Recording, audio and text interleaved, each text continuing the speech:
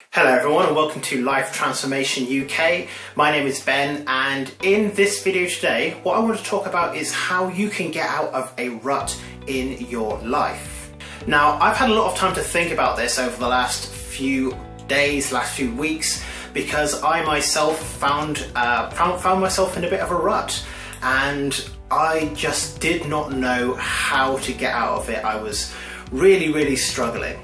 And the thing is, we're all going to fall into a rut at one time or another during our lives, and probably the chances are you have fallen into a rut at some point in your life already. You know the type of feeling, the one where every day feels exactly the same as the day before, and you basically just feel like you're surviving day on day on day, and you just generally feel so unmotivated, so unfulfilled, like something massively blatant is wrong with your life in some way, but you can't quite picture what it is. And that can be a real struggle when you are on your self-improvement journey, knowing how to get out of those states, because it can be hugely problematic.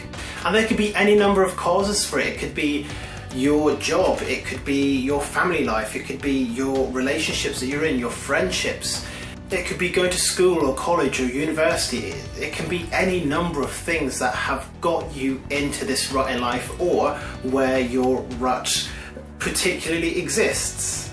Now, for me, it was very much work related, where I was just going in, I wasn't motivated, I was just doing the exact same things and not really making a whole lot of progress, and not feeling too great about the environment that's there and everything, and it can get very hard.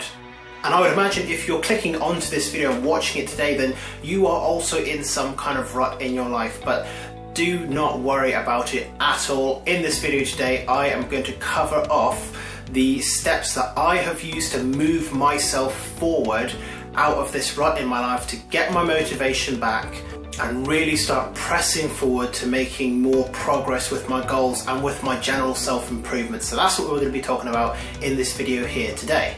Now, the good news is, if you are watching this video, then you have probably already completed step one, and that is recognize what's happening. And what's happening is that you are in a rut, or in a funk, or whatever it is you want to call it. You're in a dead zone. You don't really know how to move forward, but you know that you can't move back. You're just in kind of this dead zone. If you've ever seen a dead zone, like on a tennis court, for example, where a ball will drop and it will just go, and all momentum, everything goes, it just robs all of the motion and momentum and progress. So if you are watching a video like this, then you probably already recognize that you are in a rut. But if this happens in the future, that's the first thing. Admit what the problem is. And once you admit what the problem is, you're starting to take away the control from that problem, and you're giving it back to yourself. And the more power you can give to yourself, the better it will be for you. Now, step number two is also hugely important. Although every single step in this process is important, step number two, if not implemented, can potentially derail everything. And step number two is simply, whatever you're doing, no matter what's happening, give yourself some time to just stop. If it is problems at work, call in on a sick day, or take a day off of holiday, or something like that. If you need to take a day off, take a day off. If you are having trouble at home or with your relationships, just take a day to yourself if you can. Or if you can't take a day, take an hour, or however long you can take, just to step away from everything and just come back to you for a little bit. In order to move forward and take care of the other people in our lives, and to take care of situations in our life, sometimes you have to be a little bit selfish, and you have to put yourself first. I have described this in the past as very much being the same as when you have to put your oxygen mask on first during any kind of plane crisis. Your oxygen mask goes on first, because after that, then you can potentially help other people and potentially help the situation as well. And that takes us on to step three, and step three is perhaps the hardest step of all, because this one requires some introspection. It requires also stepping back and having a total look at your life to find out what has brought you there and what is the actual cause of the rut in your life. What is triggering these feelings of unmotivation? What's making you feel unfulfilled? What is draining you of all of your energy? And I can't tell you what that is for you or what it might be for you in the future. This is very much something that you're going to have to do for yourself, and I would recommend just getting extremely honest with yourself about what is going on, what are the things that are happening in your life that are making you feel the way that you feel. And you have got to be 100% honest with yourself about what it is, because you're not going to be able to move forward without some kind of honesty about your situation. So for me, I had to take a step back. I had to stop what I was doing. I had to take a little bit of time off of work to really figure out what it is that is going on in my life. And I was thinking about it, and once I had actually figured out what it was, solutions started to come a lot easier. Because at the moment you do know that there is something wrong, you just don't know quite what it is. And if you know something is wrong, you just try to attack it generally. What you're really doing is just throwing spaghetti at the wall and seeing what sticks. Really take the time to dig deep into your life, into what's going on at the moment, and compare that to how you want your life to be right now. Compare it to what you imagined it would be like rather than what it is right now, because that is going to help you to identify what has gone wrong along the journey, and then we can move into the later steps. Now, step 4, I'm sure you knew was eventually going to come, and that is you have to actually take some action about it. It's okay to sit down and feel bad about the situation for a little bit, but eventually you actually have to get up and do battle to get yourself to where you want to be. There is no success, there is no achievement, there is no happiness, no peace, anything like that without some kind of action. This can't be something that you work through mentally, although mindset and the way that you're thinking is going to form a part of it. Eventually it does come down to the fact that you have to take action and you have to do something to move yourself forward with whatever's going on in your life. And there's 1,000,001 things that you can do. I'm going to share with you what I think are my go-tos, my top ones that I would likely consider when I am in some kind of demotivated rut. And the first one is not very popular in the self-improvement community, and I would imagine there's not a whole lot of coaches and gurus and people out there that are going to give this particular type of advice, because there is this strange mentality around it, and that is that it's actually okay to quit on things, and that's not something that people hear enough. Think about all the times in life when you knew you should have quit and you should have just gotten out while you're ahead, or gotten out while you were just a little bit behind, and instead you just pressed on because you had invested time into it, or you had invested energy, and you thought that the reward maybe really outweighed the risks, even though the risks were just starting to pile up and pile up and pile up. It happens to all of us. It's happened to me. I cannot tell you how many times when I've just told myself, well, I've invested too much time and energy and maybe even money into this, and I'm just going to keep pressing forward until something happens. And I actually read about this when I was studying psychology at university, or at least something related to this called gambler's fallacy. I believe it's called gambler's fallacy anyway, where basically what will tend to happen is that, let's say for example, I was simply betting on the flip of a coin, and it's come up, I've bet heads every time, and 9 times in a row it's come up tails. Now granted, that is statistically improbable, but let's say that it's happened anyway.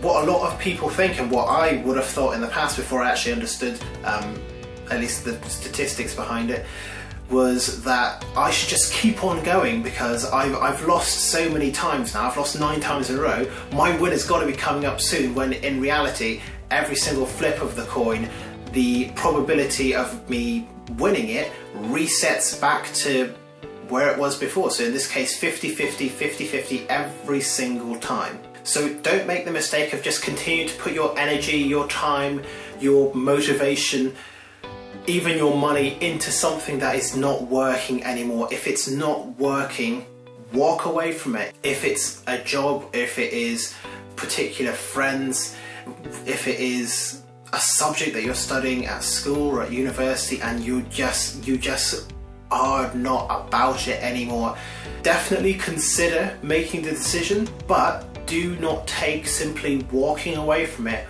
off of the table, because sometimes it is a viable direction to go in your life. Okay, and the next thing that you could possibly do to start to take action towards getting yourself out of the rut is engage in some self-care. And I cannot understate the importance of self-care, treating yourself like you're your own best friend. And that means doing healthy things, pampering yourself sometimes, keeping up with good habits, whether that just be generally or good eating habits, good hygiene habits, anything that is going to make you genuinely feel good on the inside. Maybe it is taking an evening to yourself and binge watching Marvel movies with a tub of ice cream. It doesn't matter what it is, as long as you're not hurting yourself or hurting other people in some kind of way. Just try something that is going to just feel good for you, and try to get back to healthy ways again in your life, whether that be physical health or mental health. Just do whatever it is that calms you, whatever it is that makes you happy. For me, it's going and playing badminton or spending time with my family, spending time with my niece and my nephew. Those are things that really bring me joy, and they are things that kind of revitalize my energy as well. So whatever it is for you, go for it and try and make yourself feel good, because there's probably been a lot of stuff going on that has kind of sapped that feeling away from you. It's nice to remind yourself that good feelings and good experiences are still out there. The next thing is to engage with your support network, and this is something that I come back to time and time again, because over the years I have built myself up an amazing support network of family and friends who I know will be there for me no matter what. I know that I have friends who live in other sides of the country, and all I would have to do is just give them a call and say, look, this is going on in my life, and they will help me with it. Sometimes they won't be able to help me straight away if they're at work or something like that, but I know that I'm on their mind, and as soon as a moment comes up that's free, they are there and they will be there to help me. And likewise, I am the exact same for them. My family and my friends and those kinds of relationships are everything to me, and they have helped me so much in my self-improvement journey. So fall back on that support network. Find the people that love you in life, the people that care, and they will be there for you to help you through whatever it is that's going on. The next thing is to change up your routine, change up what is happening on a daily basis. That can really make our lives miserable when we're doing the same thing over and over and over and over and over again. And sometimes just making a change into that habit can really help us. If you are driving the same route every day into work, try and take a different route, or maybe take the bus, take the train. If it's close enough, try and walk it, or jog to work or something like that. Just find some way to change your routine. If you're waking up every day at 7 a.m. and you're rushing to get things done, try waking up an hour earlier, even half an hour earlier, just to get a few extra minutes in your day. You can even just spend that time with yourself, preparing yourself for what is going to be coming for you throughout the day. Getting into routines and habits is great in some areas of your life, but if you are finding yourself bored or unfulfilled with the way that your life is going, switch it up. Just start changing things and find out what works for you. Don't change too much at once. Try just changing maybe one thing or two things and kind of tracking how that makes you feel, and then if it works, keep on going and change something else and see if that dials it up as well. If it dials it down, put that habit back in place and try something else. But just change up your routine and find out what works for you. And the final thing is to remember what your purpose is in life. Remember what it is that you're working towards, what your long-term life vision, your dream life is, and just start heading back towards that. Because if you are feeling unfulfilled, it's because you haven't hit that yet, or you haven't kind of moved significantly towards it. And when you get back on that path, you remind yourself what your goals are, you take yourself back to your action plans, and you just start making small, consistent steps towards it, you are going to see a vast improvement in your life. That is the only thing that I consistently preach about on this channel, is small, consistent action over time creates massive results. So go back to your dream life and what your goals are and your action plan, and just start taking small steps towards it again. And I guarantee that that motivation is going to rebuild as your momentum towards your goal builds up as well. And the final thing, step number 5, is to forgive yourself and keep on moving. We can often fall into these cycles of self-blame and guilt about being in a rut or being in a funk, and that can be really kind of toxic to our progress, and it's not really going to be helping us to do the things that we want to do. So forgive yourself, because sometimes it's not something that we're in control of, or it's something that we just didn't recognize until it was a little bit too late, and wallowing in guilt and self-pity is not going to help you at all. Forgive yourself, treat yourself as you would do your best friend, and then keep on moving. As I said, follow your action plan, take consistent steps every day, and that is going to get you towards where you want to go. So I hope you have found this video useful. If you have done, make sure that you are subscribed to Life Transformation UK so that you can keep up with more videos like this in the future. Let me know in the comments how it is that you're going to be transforming your life, how it is that you're going to be getting yourself out of whatever rut you're in, and let me know your thoughts as well. Otherwise, thank you very much once again for watching this video, and I look forward to seeing you in the next one very soon.